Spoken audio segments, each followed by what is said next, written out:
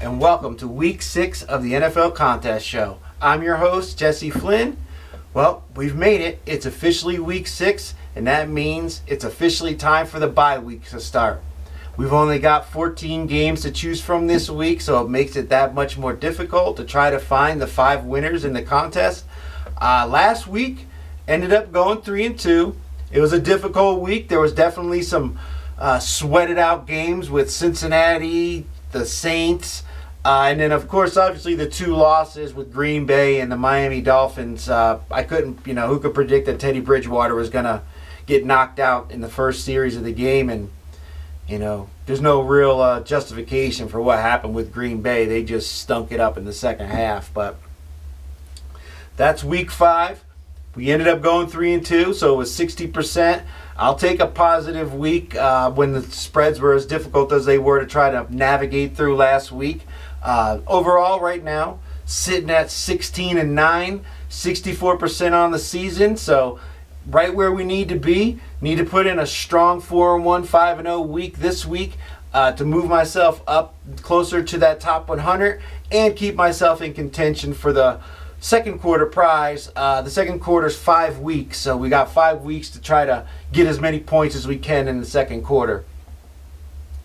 Week 6 is upon us, and the books they've tightened up the lines. There aren't nearly as many big spreads as there were last week. I think the Tampa Bay Buccaneers are the biggest spread this week at -8 against Pittsburgh. So a lot of 2.5s, 3s, under a touchdown. So got to go through, and especially with there only being 14 games to pick from, definitely got to do our best to try to find the 5 best games to choose from.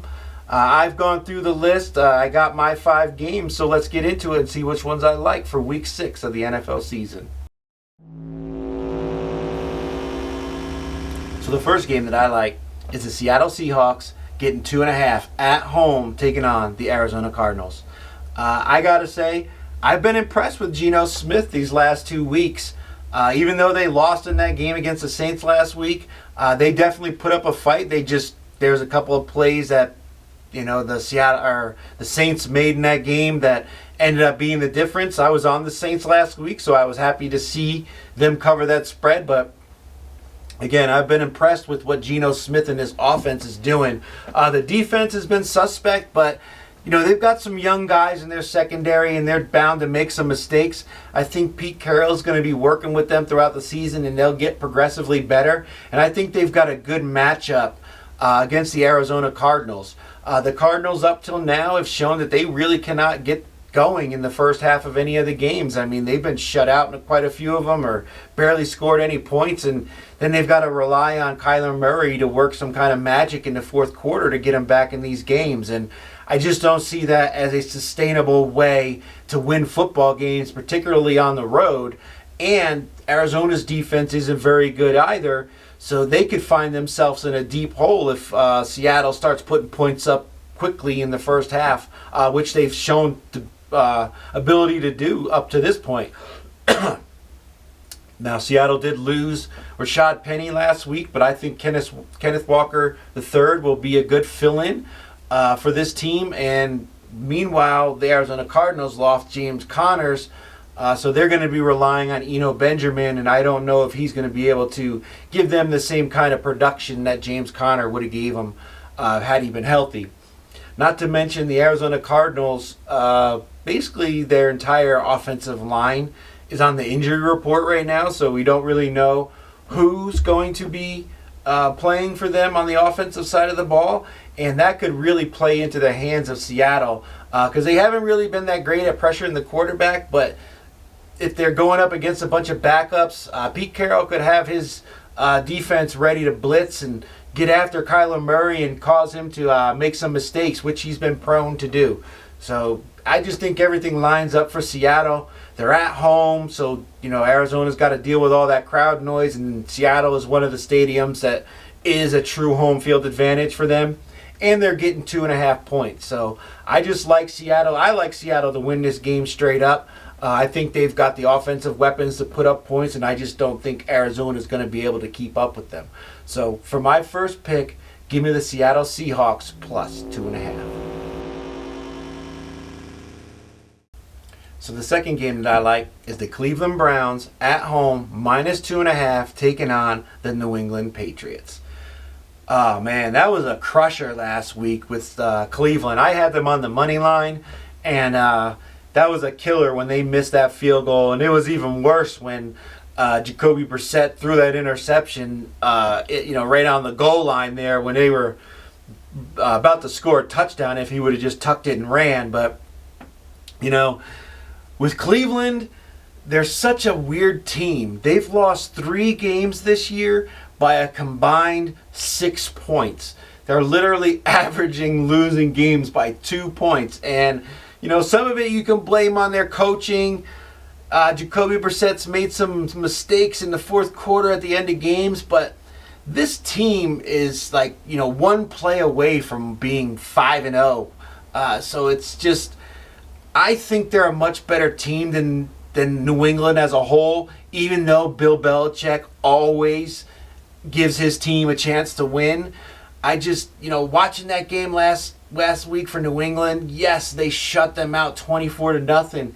But if you go back and watch that game, New England's offense scored 1 touchdown.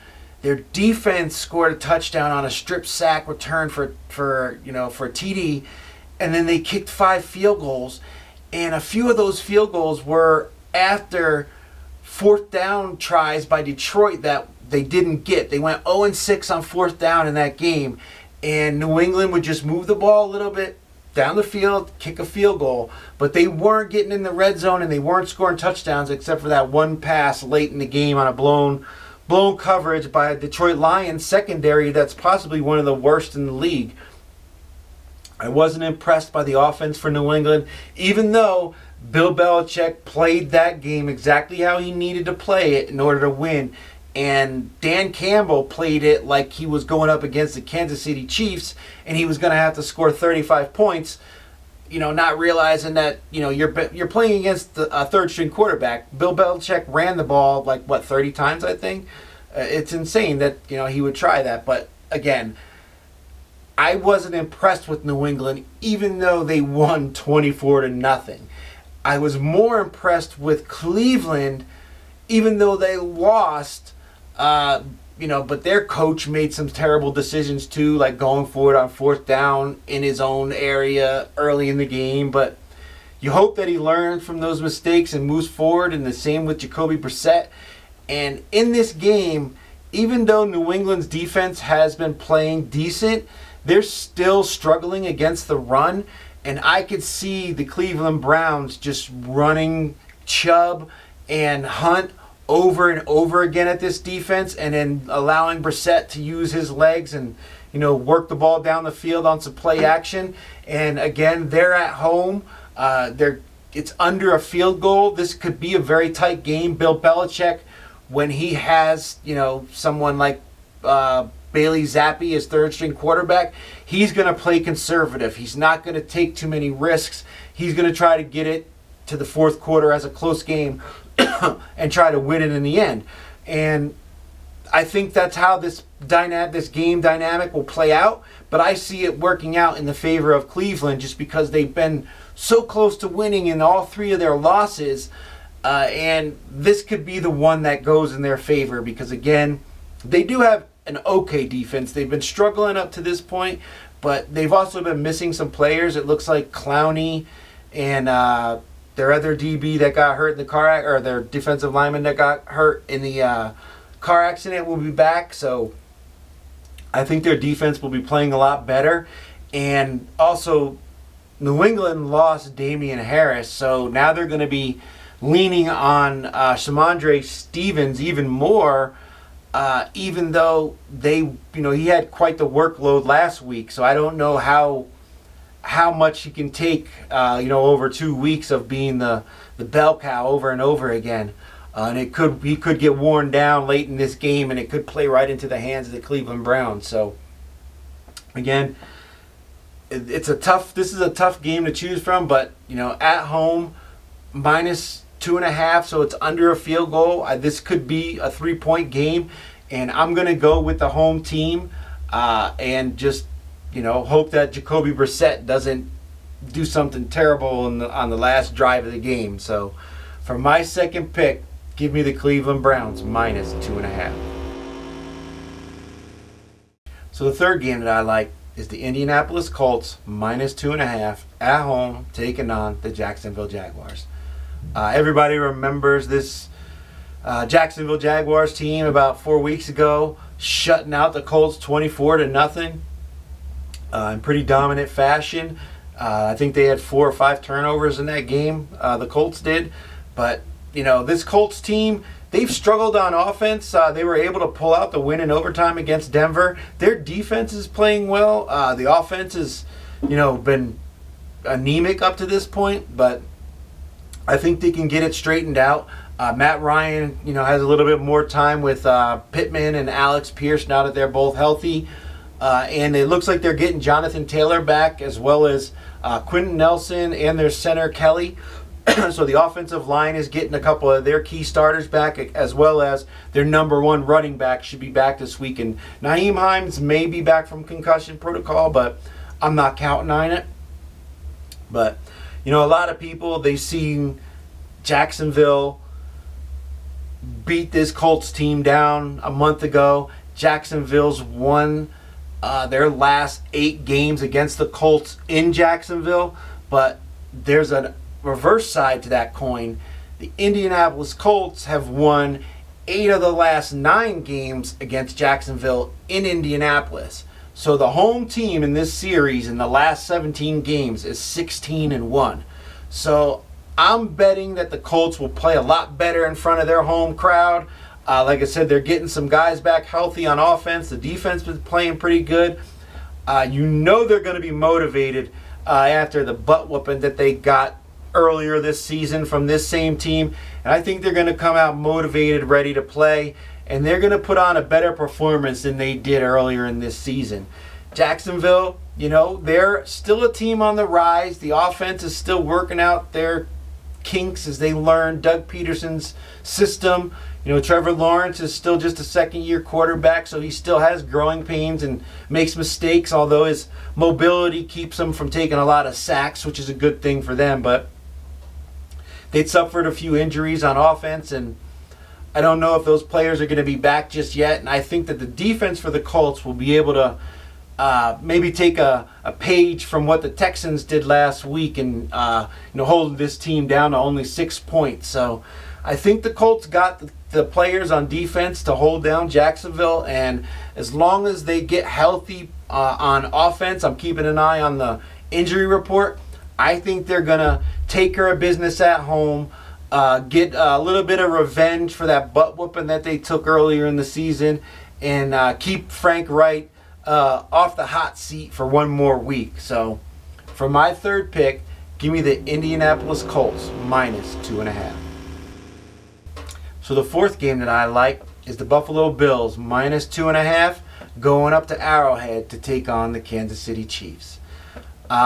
This is, the game everybody wants to watch this weekend. So I expect this to be a pretty popular pick in the contest. I actually think both sides in this game could get close to 1,000 selections each. Like this could be 2,000 selections total on both sides of this game. Because I think it's going to be even both sides. A lot of people are going to look at Kansas City getting points at home.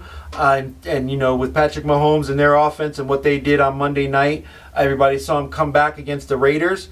And then there's going to be a lot of people who saw Buffalo handle business against Pittsburgh and want to be on that side.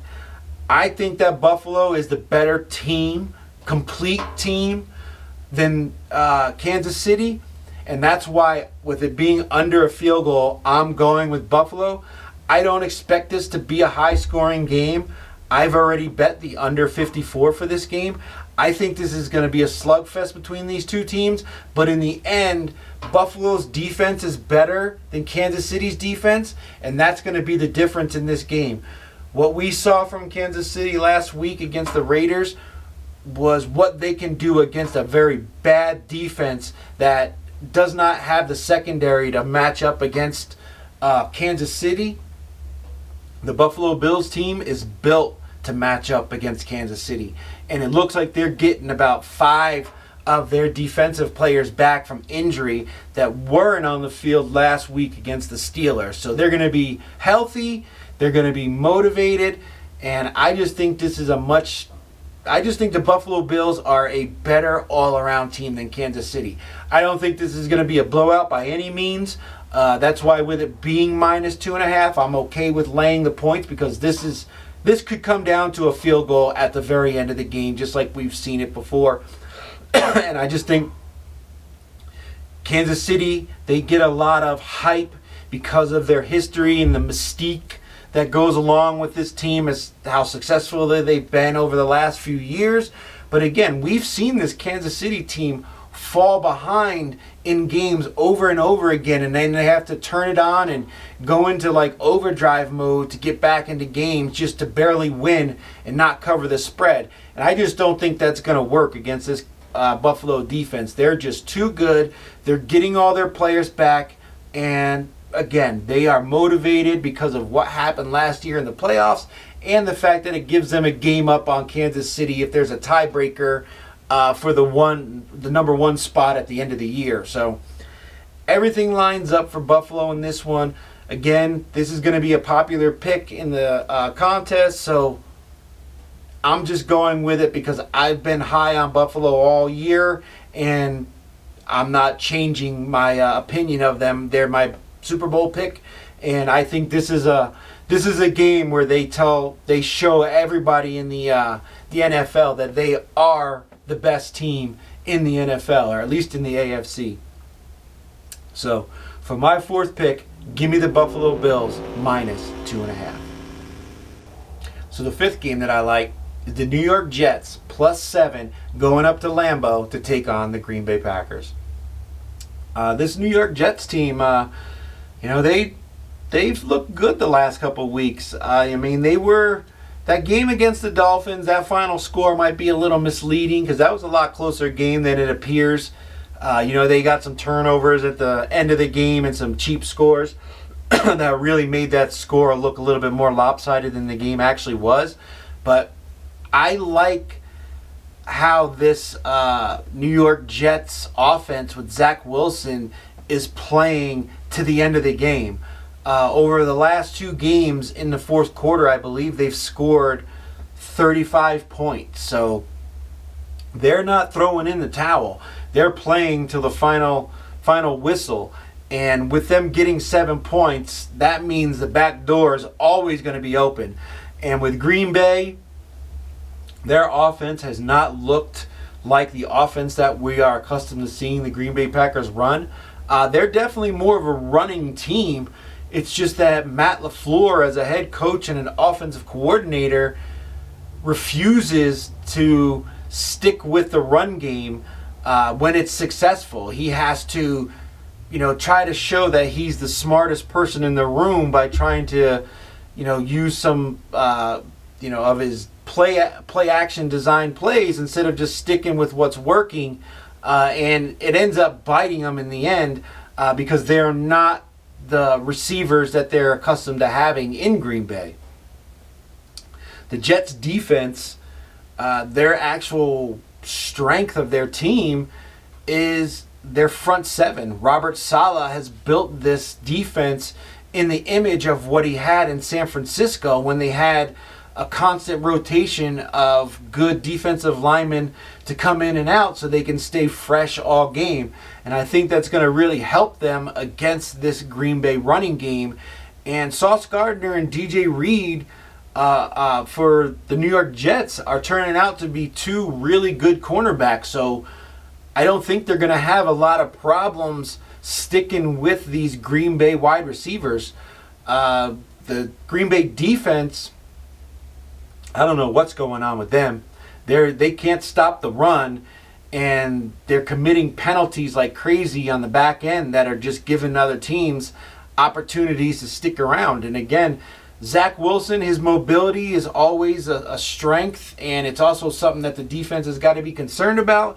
And it looks like they've got something going with their wide receivers, and then with the running game with Breece Hall, their rookie running back, he looks really good. Like he's deserving of where he was drafted, and the offensive line is starting to find its footing as a unit after they suffered so many injuries to start the season. So, with this Jets team, they're always going to be in it, and they've got this youthful naivety that, they're not going to quit. They're not going to stop playing. They think they can always win the game no matter what. And as long as you have that attitude, you're always in it. And with them getting 7 points, that means the back door is always going to be open.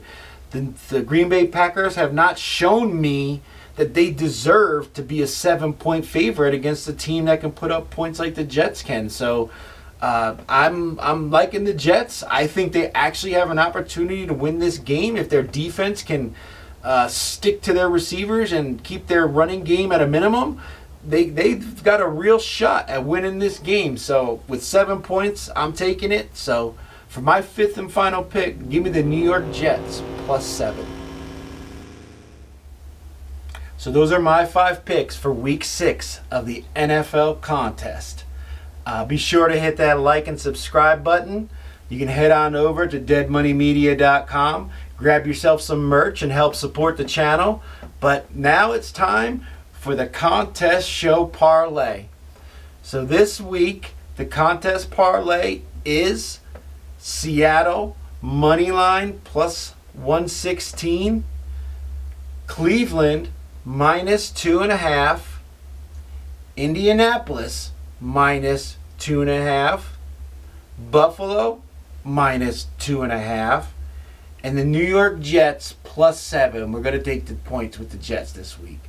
So you put those 5 teams in a parlay, and it comes out to about $27.50 for the payout. So nice payout we could get again. We've already had one that we had the opportunity to hedge. Hopefully this time we'll hit all 5 and cash that ticket. So that's my picks for Week 6 of the NFL Contest Show. Hope you make a lot of money this week. I hope you win all your bets. And thanks for watching.